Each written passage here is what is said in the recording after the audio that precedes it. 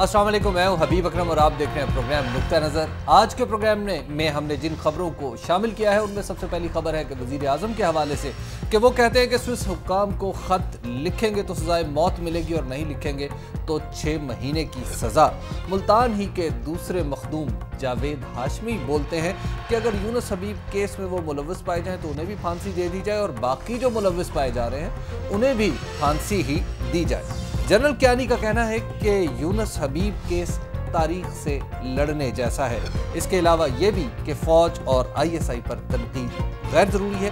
और आज की एक और अहम खबर कि नेटो सप्लाई कब बहाल होनी है, कैसे बहाल होनी है और किस तरह बहाल होनी है, इन तमाम खबरों पर बात करने के लिए हमारे साथ मौजूद है मुजीबुर रहमान शामी साहब। अस्सलाम वालेकुम सर। वालेकुम अस्सलाम जी। सर, मैं वज़ीर आज़म की बात करने से पहले आपको सुनवा ना दूं कि अपने अल्फाज में वो क्या कहते हैं? हाँ जी, बिल्कुल ठीक जी, सुनवाइएगा ज़रा वज़ीर आज़म क्या कहते हैं। आइन के मुताबिक अगर मैं खत लिखता हूं तो फिर I am hit by the article 6 of the constitution, यानी कि मैं सेडिशन करता हूं, मैं बगावत करता हूं। एक आइनी तकाजा जो आइनी तौर पे आइन ने, पार्लियामेंट ने सदर को दिया है, और अगर मैं दस्तखत कर देता हूं तो मैं गैर आइनी काम करता हूं and I will be hit by article 6 of the constitution. और आर्टिकल 6 की जो सज़ा है वो भी मैं PhDs को बता दूं, सज़ाए मौत है। अगर मैं नहीं लिखता फिर कंटेम्प्ट है। कंटेम्प्ट की सज़ा 6 महीने है। अब मुझे बताएं कि मैं 6 महीने बेहतर है या फांसी की सज़ा बेहतर है? जी शामी साहब, आपने सुना कि 6 महीने की सज़ा और मौत की सज़ा में वो कुछ पैरेलल ड्रॉ कर रहे थे। गोया आप ख़त नहीं लिखेंगे, एक और तौहीन अदालत। देखें, बात यह है कि जो वज़ीर आज़म ने आज कहा है जी, उस पर बड़ी बहस होती रही है। SM ज़फ़र साहब के नुक्ते में सुन रहा था, दूसरे कानूनदान भी बातें कर रहे थे। अब SM ज़फ़र साहब हों या अकरम शेख साहब हों या मेरे जैसे, आप जैसे तज्ज़िया निगार हों या तज्ज़िया कार हों, जी, हम बात करेंगे कानून के हवाले से, दस्तूर के हवाले से। लेकिन जो सियासत की किताब है उसके हिंसे अपने हैं, अच्छा, उसके अल्फ़ाबेट्स भी अपने हैं और उसकी जमा तफरीक भी अपनी है। तो वज़ीर आज़म जो हैं वो सियासत की किताब से हवाले दे रहे हैं और इसमें 2 और 2 हमेशा 4 नहीं होते, कभी 3 हो जाते हैं, कभी 5 हो जाते हैं। जी, तो एक तो बड़ी सीधी बात यह है कि वज़ीर आज़म को जो हुक्म दे रही है सुप्रीम कोर्ट, वो दस्तूर की खिलाफ वर्जी नहीं हो सकता, क्योंकि सुप्रीम कोर्ट दस्तूर की खिलाफ वर्जी तो नहीं करेगी। हाँ, ये तसव्वुर से ये बाहर तो है। बात बड़ी सीधी सादी है जी, और किसी भी कानूनदान से पूछेंगे वो यही कहेगा। लेकिन क्योंकि दस्तूर में लिखा हुआ है, उसके जो अल्फाज हैं कि सदर मुमलकत के खिलाफ कोई मुकदमा फौजदारी चल नहीं सकता और पहले से कायम है, वो खुल नहीं सकता। जी, अब इन अल्फाज को इंटरप्रेट कानूनी तौर पर और आईनी तौर पर जो भी किया जाए, वजीर आजम तो अवाम के सामने वो किताब दिखाएंगे और अपनी सियासत को आगे बढ़ाएंगे। जी, बिल्कुल ठीक है। और आप देखिए, माजी में ऐसा बार बार हो चुका है, क्योंकि सुप्रीम कोर्ट ने कानून के दायरे में रहते हुए आइन की रोशनी में अपनी समझ के मुताबिक एक फैसला किया और बाद में हालात ऐसे तब्दील हुए कि वो फैसला ना कोई कबूल करने को तैयार था ना मानने को तैयार था।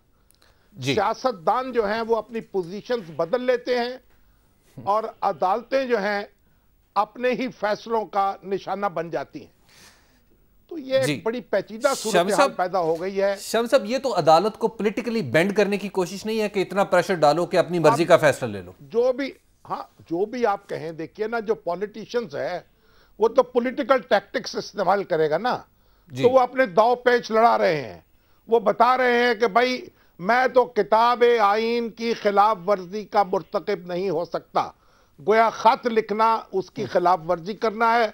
अब आप लोगों के सामने वो तालियां बजवाते रहेंगे, जैसे आज भी उनके तालिब इल्मों ने कहा कि भाई आप तो 6 महीने चले जाएं, फांसी ना लें। तो अब बहस होती रहेगी। देखिए, जिन लोगों ने एनआरओ का मामला उठाया और एनआरओ के मामले को उलझाया और सुप्रीम कोर्ट ने फिर उसमें जो स्विस अदालत को खत लिखने के बारे में हुक्म जारी किया, उसने एक ऐसी सूरत हाल पैदा कर दी है कि अब ना सुप्रीम कोर्ट पीछे हट सकती है और ना वजीर आजम पीछे हटने को तैयार है। जो हो सो हो, मैं और आप तो दुआ ही कर सकते हैं, अल्लाह ताला रहम फरमाए। लेकिन शाह साहब, जब एक तरफ एक अदालत को भी एक फरीक समझ लिया जाए सियासतदानों की तरफ से, तो डोंट यू थिंक कि कहीं कोई दरमियानी रास्ता निकलने की कोई इम्कान, कोई सूरत को नजर आती है? कोई नहीं निकलेगा। अच्छा। जो भी निकल, देखिए, अदालत ने अपने तरीके से काम करना है और सियासतदानों ने अपने तरीके से रिएक्ट करना है। जब भुट्टो साहब के खिलाफ मुकदमा चल रहा था तो आप देखिए, जब फैसला हुआ उस वक्त उसका कैसा खैर मकदम किया गया। अखबारात के अदारिये पढ़ लें, सियासी लीडरों के बयानात पढ़ लें। आज उसके हवाले से जो उनके मुखालिफ हैं भुट्टो साहब के, वो भी कहते हैं कि जनाब ये फैसला दुरुस्त नहीं था, इसे जुडिशल मर्डर कहते हैं। तो सियासत की मंतकें अपनी हैं और कानून की मंतक अपनी है। दोनों अब अपनी अपनी मंतक चलेंगे और देखिए जो भी नतीजा निकले। वैसे एक लाइटर नोट पे अपने वजीर आजम साहब भी वो बिस्मिल्लाह करा टाइप बयान ही दे रहे हैं, इस पे कोई नोटिस वोटिस होगा अदालत का एक और सर? अब हम आगे चले, इसमें हम ज्यादा बिस्मिल्लाह या लाहौल वाला कुव्वत इल्ला बिल्लाह कुछ भी आप पढ़ लें, पर आप देखते रहें। अच्छा, मुल्तानी के एक और सैयदजादे हैं, उन्होंने भी आज प्रेस कॉन्फ्रेंस फरमाई है और वो कहते हैं कि जनाब फांसी दे दें, मुझे भी फांसी दे दें, यूनुस हबीब केस में जो जो मुलव्वस है उसको भी फांसी दे दें। अब ये तो मिर्जा असलम बेग से लेके जावेद हाशमी तक सभी फांसी चढ़ जाएंगे। देखिए, जावेद हाशमी साहब गए हुए थे अमेरिका जी, इसलिए वो टीवी पर नजर नहीं आए, ना उनका रद्द अमल मालूम हुआ। अब अमेरिका से वापस आए हैं तो आते ही गर्जे बरसे हैं। उनका जो मामला है मेहरान बैंक में वो बड़ा दिलचस्प है। ये जो मोहम्मद यूसुफ एडवोकेट हैं, जी जी, ये जब बरसों पहले यहाँ आए थे और इनका कहना था कि अल्ताफ हुसैन साहब से डरकर और MKM से डरकर मैं यहाँ आ गया हूँ पंजाब में और इस्लामाबाद में, और यहाँ जावेद हाशमी साहब के साथ इन्होंने कुछ बिजनेस शुरू किया था। ये उनके पुराने दोस्त हैं, बड़ी पुरानी सियासत में रहे हैं ये। तो अब वो बिजनेस किया, उसमें किसका क्या स्टेक था, वो पैसा कहाँ से आया, जावेद हाशमी को पता था कि नहीं था? वो पैसा बहरहाल ISI से बराह रास्त नहीं आया था। अब जहां से भी आया था वो यूसुफ साहब बताएं या दूसरे लोग बताएं। अब मामला सुप्रीम कोर्ट के पास है। एक तरफ तो शहबाज शरीफ साहब ने कहा है कि वो डेफेमेशन का केस करेंगे, इन्होंने कहा है कि फांसी चढ़ने पर तैयार है।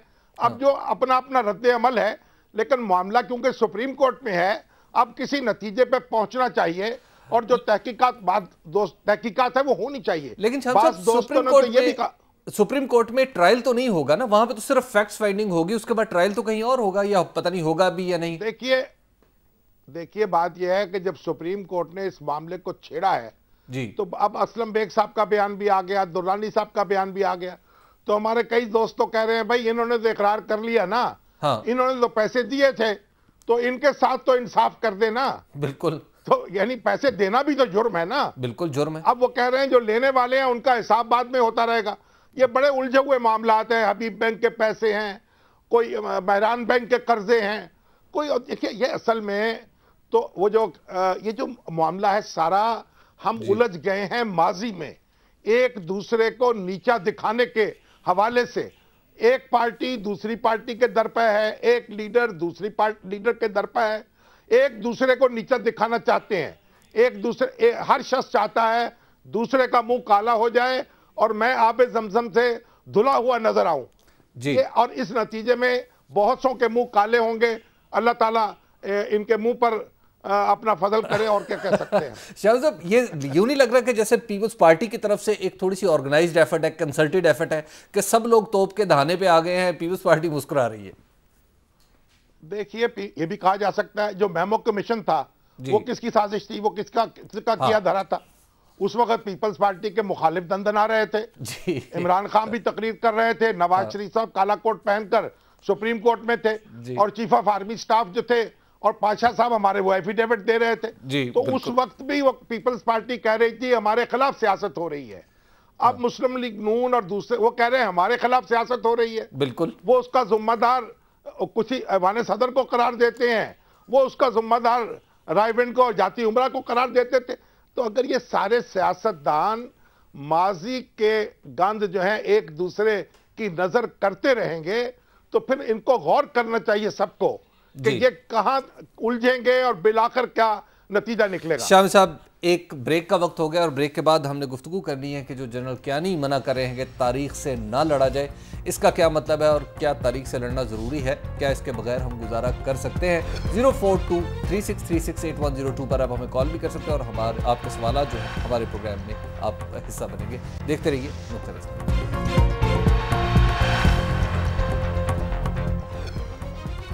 नज़र में एक बार फिर खुशामदीद। शाम साहब, जनरल साहब ने तो क्लियर कट कहा है कि यूनुस हबीब केस जो है वो तारीख से लड़ने जैसा है और तारीख से लड़ना नहीं चाहिए, मुस्तकबिल की तरफ देखना चाहिए।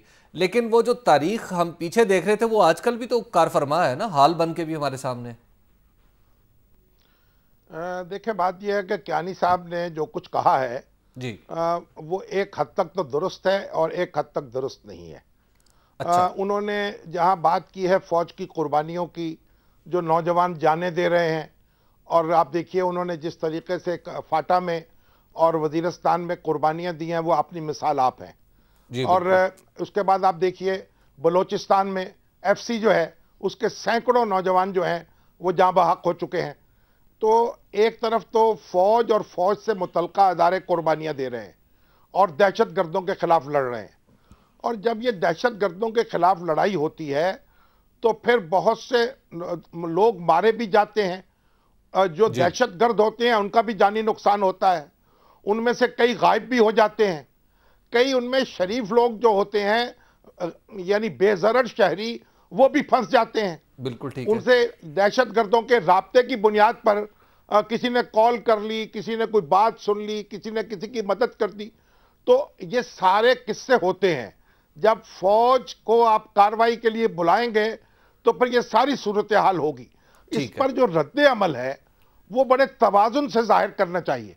और ये बात दुरुस्त है, एक हदीस के अल्फाज हैं कि मोमिन माजी में नहीं उलझता, वो मुस्तकबिल पे नजर रखता है और हाल पे बात करता है, हाल को देखता है, माजी से सबक सीखता है।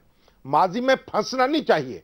लेकिन देखिए बात यह है, अब मैं आपको एक बात बताऊं, ये अभी एक हाल ही में एक किताब छपी है, एक शर्मिला बोस जो है वो सुभाष चंद्र बोस की साहबजादी हैं और अमेरिका में मुकीम है, मगरबी बंगाल से उनका ताल्लुक है, बंगाली खातून है और अमेरिका में पढ़ी है। ठीक है। उन्होंने जो किताब लिखी है उस पे उन्होंने एक मशरकी पाकिस्तान के वाकयात पर और सकूत ढाका पर रोशनी डाली है तफसील से। ठीक है। वो ऐसी किताब है जैसी किताब लिखने की हमारे यहां तौफीक नहीं हुई किसी को। अच्छा। उसमें देखिए एक छोटी सी बात मैं आपको बताऊं, शेख मुजीबुर रहमान जब यहां से गए ढाका रहा होकर भुट्टो साहब के टेक ओवर के बाद, जी, तो उन्होंने जाते ही कहा कि मुझे बताया गया है कि 30 लाख लोग मारे गए, 30 लाख बंगालियों ने जाने दी आजादी के लिए। ठीक है। और ये मुसलसल इंडिया की तरफ से और बांग्लादेश की तरफ से ये बात कही जाती रही, लेकिन इसका कोई सबूत फराहम नहीं किया गया। जी, बहस एक इल्जाम था।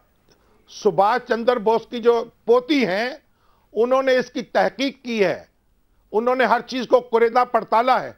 उनका कहना यह है कि 50,000 से लेकर 1 लाख अफराद मारे गए।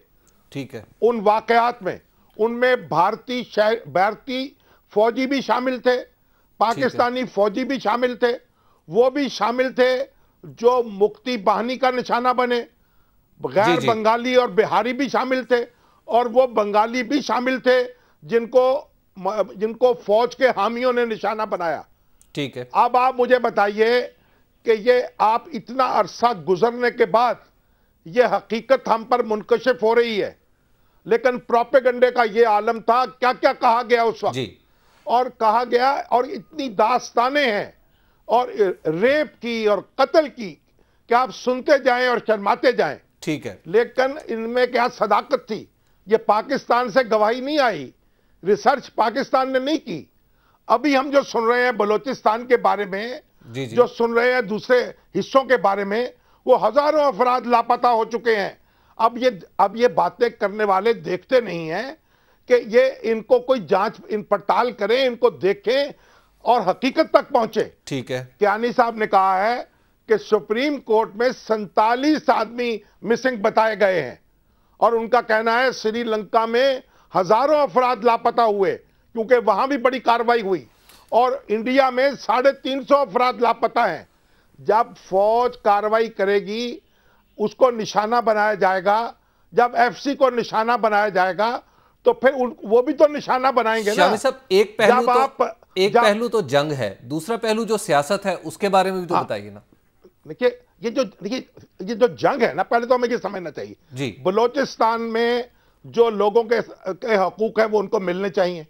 بلوچستان میں جو زیادتی ہو رہی کسی کے ساتھ نہیں ہونی چاہیے۔ جی بالکل ٹھیک ہے۔ اگر کوئی شخص لاپتہ ہو گیا بے گناہ، اس کا سراغ لگانا چاہیے، یہ ساری باتیں درست ہیں۔ جی، لیکن جو لوگ یہ کہتے ہیں کہ ہم علیحدگی چاہتے ہیں، ہم پاکستان سے الگ ہونا چاہتے ہیں، وہ افواج پاکستان پر حملے کر رہے ہیں، وہ ایف سی پر حملے کر رہے ہیں، اور وہ کہتے ہیں جب ہمیں امداد ملے گی امریکہ سے، برطانیہ سے، بھارت سے ہم لیں گے، تو ایسے لوگ ہمارے پھر ہیرو نہیں ہو سکتے۔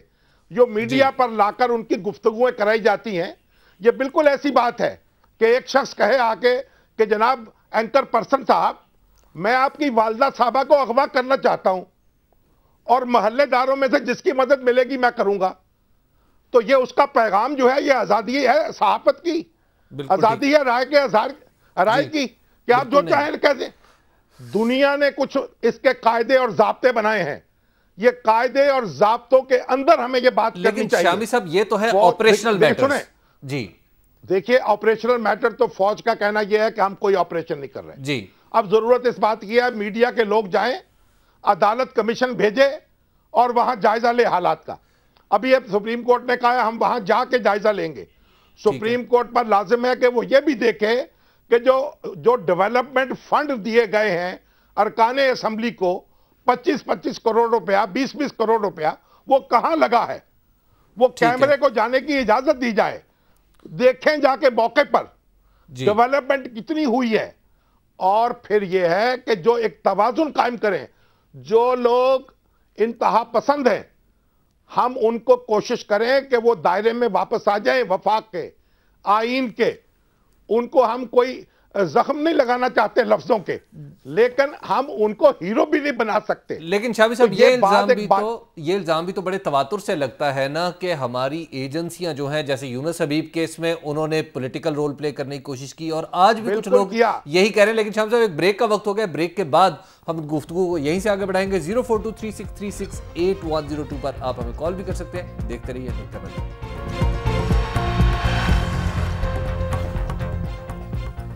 نقطہ نظر میں ایک بار پھر خوش آمدید۔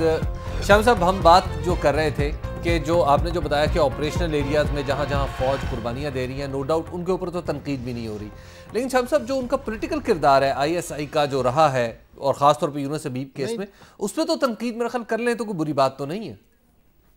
بھائی بات یہ ہے کہ اس وقت تو فوج کی حکومت تھی، اور جنرل ضیاء اللہ کی حکومت ختم ہوئی تھی، اور اس کے بعد نئی حکومت بن رہی تھی، جی، تو اس کے اثرات تھے۔ اب آج تو ایک سیاسی حکومت ہے، اور آئی ایس آئی اس کے تابع ہے۔ آئی ایس آئی کی ذمہ داری موجودہ حکومت کو قبول کرنی چاہیے۔ جی، اور مجھے تو ایک آئی ایس آئی کے سابق سربراہ نے یہ کہا کہ جب سیاسی حکومت آتی ہے تو وہ ہم سے زیادہ توقعات لگاتی ہے، ہمیں زیادہ دھکیلتی ہے سیاسی معاملات میں، تو حکومت والوں کو بھی کچھ توبہ کرنی چاہیے نا۔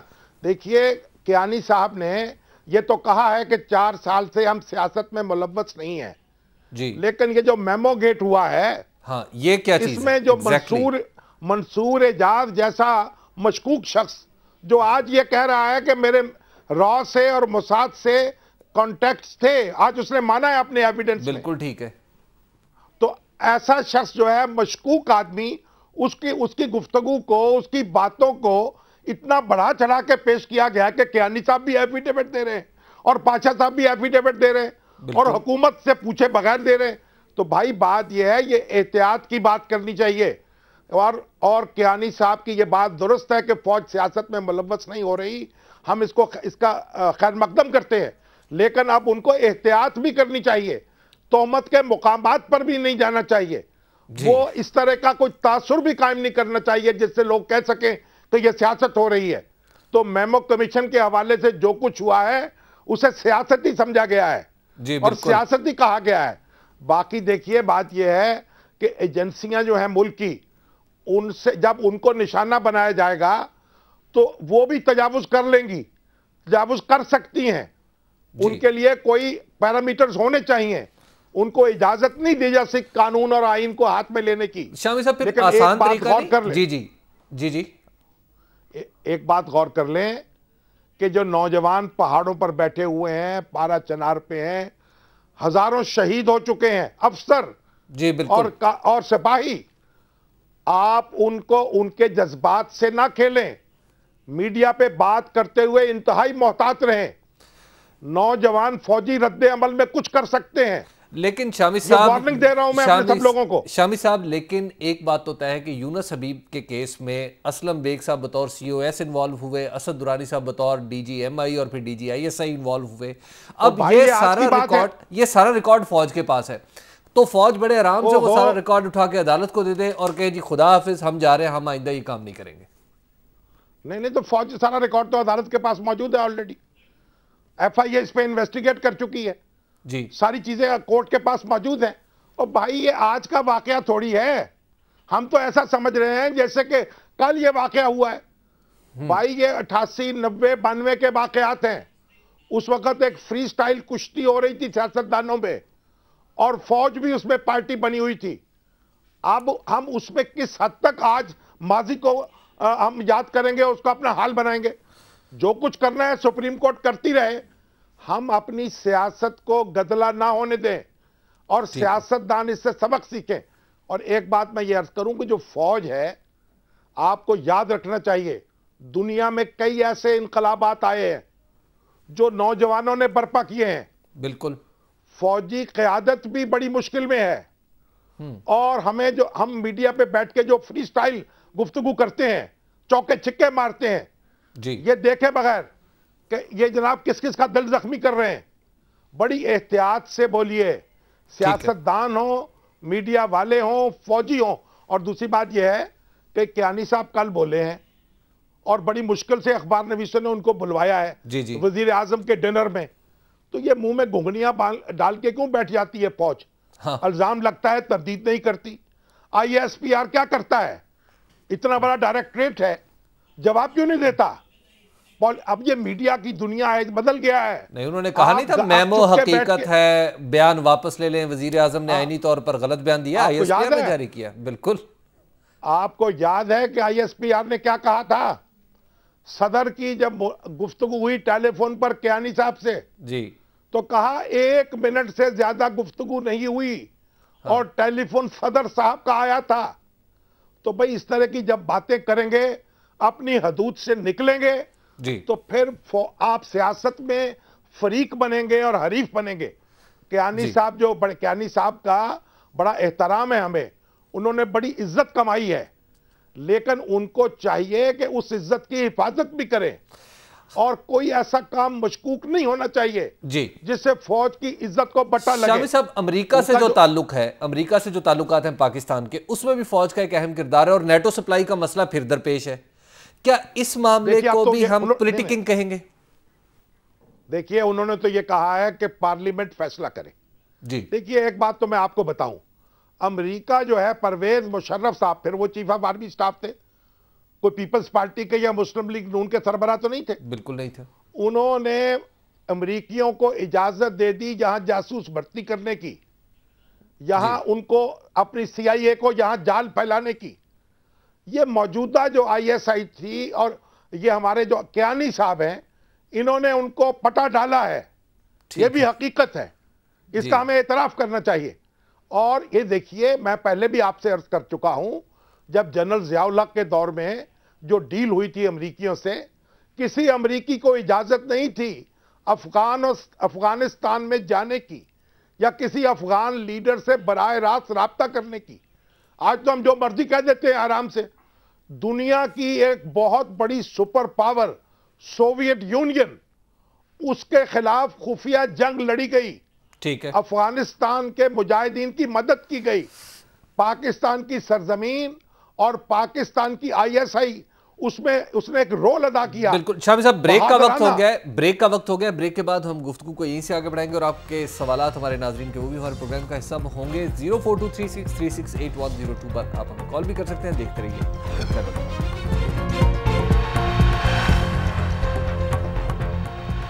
نقطہ نظر میں ایک بار پھر خوش آمدید۔ شامی صاحب، آپ بتا رہے تھے کہ نیٹو سپلائی اب بحال ہونے کے قریب ہے۔ امریکہ بہت بڑا ملک ہے، آپ نے یہ نہیں کہا سوری قریب ہے، امریکہ بہت بڑا ملک ہے، ایک اب وہاں پر ڈسکشن تو جاری ہے اسلام آباد میں۔ دیکھیے، فوج بھی یہی کہہ رہی ہے اور سیاسی قیادت کا فیصلہ بھی یہی ہے جی کہ پارلیمنٹ فیصلہ کرے۔ ٹھیک تو ہے، پارلیمنٹ کا اجلاس اب تو یہ مصدقہ بات ہے کہ آئندہ کچھ دنوں میں پارلیمنٹ کا اجلاس ہوگا اور اس بارے میں واضح فیصلہ کرنا پڑے ویسے گا۔ یہ بحال ہو جائے گی؟ اور میرا یہ خیال ہے کہ نیٹو سپلائی بحال ہو جائے گی کچھ شرائط کے ساتھ، اس پہ کوئی ٹیکس لگایا جا سکتا ہے۔ اصل میں تو دیکھیے، پرویز مشرف صاحب کا دور جو ہے، اب اس کو کس کو کریڈٹ دیں، اس کا کس کو ڈسکریڈٹ دیں؟ چیف آف آرمی سٹاف ہی تھے نا۔ جی بالکل، آپ انہوں نے سوچا سمجھا ہی نہیں، یہاں یہ دیکھا ہی نہیں کہ یہ سپلائی آئے گی، ہماری سڑکیں خراب ہوں گی، بربادی ہوگی، ہمیں اس کی حفاظت کرنی پڑے گی، اس کے اوپر کوئی ٹیکس لگانا چاہیے، اس کے کوئی طریقہ کار ہونا چاہیے۔ پرائیویٹ کانٹریکٹرز کو اجازت دے دی کہ جو چاہیں وہ ڈیل کر لیں اور سپلائی جو ہے وہاں لے جائیں افغانستان میں۔ اب نتیجہ اس کا یہ ہے کہ سپلائی کے بہانے بہت کچھ سمگلنگ ہوئی ہے، بے شمار ممنوعہ چیزیں آئی ہیں، ہتھیار پاکستان کے اندر آئے ہیں، بے شمار لوگوں نے اس سے ہاتھ رنگے۔ بالکل، تو یہ کنٹینرز غائب ہوئے۔ اس قسم کی جو صورتحال ہے وہ کوئی ملک برداشت نہیں کر سکتا اور افورڈ بھی نہیں کر سکتا۔ اب یہ سپلائی جو ہے اس کے بارے میں پارلیمنٹ فیصلہ کرے اور پھر آگے بات چلیں گے۔ اللہ بخش صاحب ہیں ہمارے ساتھ پاک پتن سے۔ شام صاحب، پاک پتن سے کالرز کی تعداد بہت بڑھ گئی ہے۔ السلام علیکم اللہ بخش صاحب۔ وعلیکم السلام جناب جی، میں شامی صاحب کو مبارکباد دیتا ہوں کہ وہ ہمارے پاکستان کے ایک بڑے جید صحافی بھی ہیں، اور یوں سمجھے کہ ان کی رائے کی جو ہے نا ہر جگہ پہ قدر و قیمت ہے۔ تو مختصراً میں یہ عرض کروں گا کہ پاکستان کے معروضی حالات کے تناظر میں آج کا جو کیانی صاحب کا بیان ہے، بٹوین دی لائنز آنے والے وقتوں میں ہم سب کے لیے ایک آگاہی ہے۔ جی اللہ بخش صاحب۔ ہاں، اللہ بخش صاحب یہ بھی کہہ رہے ہیں کہ توجہ دیں اس پر۔ جی بالکل، فوج کو فوج سمجھیں، اس کے خون کو خون سمجھیں اپنا، اس کے جوانوں کی قربانیوں کی قدر کریں، لیکن فوج بھی خود کو فوج ہی سمجھے۔ پہلے تولیں پھر بولیں۔ جی اسامہ صاحب ہیں بہاولپور سے۔ جی السلام علیکم اسامہ۔ وعلیکم السلام شامی صاحب، میں اسامہ عباسی عرض کر رہا ہوں۔ ہم 1947 تک ایک ریاست کی شکل میں تھے، ہم بڑے خوشحال تھے۔ جب سے ہم پاکستان میں شامل ہوئے ہیں اب ہم پسماندہ ہو گئے۔ میری گزارش یہ ہے کہ ہم کب خوشحال ہوں گے، ہمارا مستقبل کیا ہے؟ آج وزیر اعظم پاکستان آئے تھے، انہوں نے کہا سرائیکی صوبہ، بہاولپور صوبہ، یہ کیا ہو رہا ہے؟ کچھ صوبہ بنے گا، ہمیں خوشحالی نصیب ہوگی، ہم اس دور میں واپس جائیں گے؟ میرا جناب سے یہی سوال ہے۔ یعنی آپ یہ سمجھ رہے ہیں کہ 1947 میں ہم بڑے خوشحال تھے اور اس وقت پتہ نہیں یہ پیدا بھی نہیں ہوئے تھے کہ نہیں ہوئے تھے؟ ہم یہ سمجھتے ہیں کہ ہمارے باپ دادا بڑے خوشحال تھے۔ بھائی ایسی کوئی بات نہیں تھی۔ آج دنیا بہت آگے جا چکی ہے، بہاولپور میں بھی بہت کچھ پیداوار میں اضافہ ہوا ہے، ترقی ہوئی ہے، لیکن میں تو اس کا حامی ہوں کہ بہاولپور کا صوبہ الگ بننا چاہیے۔ وہ ایک الگ یونٹ تھا۔ ریاست بہاولپور کبھی پنجاب کا حصہ نہیں تھی، لیکن 1970 میں جب انتخابات ہوئے، اس کے بعد 1973 کا دستور بنا تو پھر اس کو حصہ بنا دیا گیا اور بہاولپور کے نمائندے بھی اس بات کو مان گئے۔ تو اب آپ کوشش جاری رکھیں۔ صوبہ بننے سے اگر خوشحالی آتی تو پھر بلوچستان بڑا خوشحال ہوتا، پھر سندھ بڑا خوشحال ہوتا، پھر پنجاب بڑا خوشحال ہوتا۔ باسط صاحب ہیں لاہور سے۔ یہ سارے صوبے جو ہیں یہ کیوں کہہ رہے ہیں کہ اب بدحالی آ رہی ہے؟ تو اپنے مسائل حل کریں، ہمت کریں، اور صوبہ بنانے کی خواہش ہے تو اس کی کوشش بھی کرتے رہیں۔ جی باسط صاحب۔ السلام علیکم۔ وعلیکم السلام۔ वालेकुम लाहौर से कर रहा हूँ, ये मेरा शामिल साहब से क्वेश्चन है। हाँ जी फरमाएं। सर मेरा क्वेश्चन ये है कि हम समझते हैं जो इमरान खान का सुनामी था वो पहले से कुछ कम हो गया और नून लीग जो है उसको अटैक करने में कामयाब हो गई है। इमरान खान को? जी जी। हाँ अब देखिए, अब ये तो पसंद अपनी अपनी, ख्याल अपना अपना। किसी का ख्याल है कि सुनामी जरा थम गया है, किसी का ख्याल है जरा आराम कर रहा है, किसी का ख्याल है अगले मरहले की तैयारी कर रहा है। तो बहरहाल इंतखाबात आएंगे तो फिर पता चलेगा। लियाकत साहब है जड़ावाला से। लियाकत साहब है जड़ावाला से। जी लियाकत साहब। अस्सलाम वालेकुम। वालेकुम सलाम। वालेकुम सलाम। जी जी हेलो। जी जी जी जी। हाँ सर, गुजारिश ये है कि सियासतदान जो है इन्होंने तो हमारा ये जो एग्रीकल्चर इसका भी बेड़ा बैठा दिया है। ये जो बाबड़ा वाले हैं, लेस्को वाले, हमारा आता है सैयदवाला डिवीजन ननकाना में, ये हर महीने में हजारों के हिसाब से जो ना यूनिट है हर ट्यूबवेल को डाल देते हैं। और जी बिजली में आपकी बात दुरुस्त है। अब ये तो सबका रोना है। अब बलूचिस्तान में कुछ ट्यूबवेल जो हैं वो सोलर पर करने का तजर्बा हो रहा है। मेरा ख्याल पंजाब हुकूमत को भी इस तरफ तवज्जो देनी चाहिए ताकि ट्यूबवेल जो हैं वो सोलर एनर्जी पर चलने लग पड़े। शामी साहब, अगर ऐसा हो तो बात ये बड़ी मुश्किलात जो है कम हो जाएंगी। शामी साहब आपका बहुत बहुत शुक्रिया कि आज के प्रोग्राम में आपने कॉलर्स का जवाब भी दिया और बहुत सारी दीगर बातों पर अपना तजिया भी पेश किया। आज के लिए हमें इजाज़त दीजिए। कल फिर हम नई खबरों के साथ और नए तजियों के साथ और मुजीबर रहमान शामी साहब के साथ आपकी खिदमत में हाजिर होंगे। आज के लिए इजाज़त, खुदा।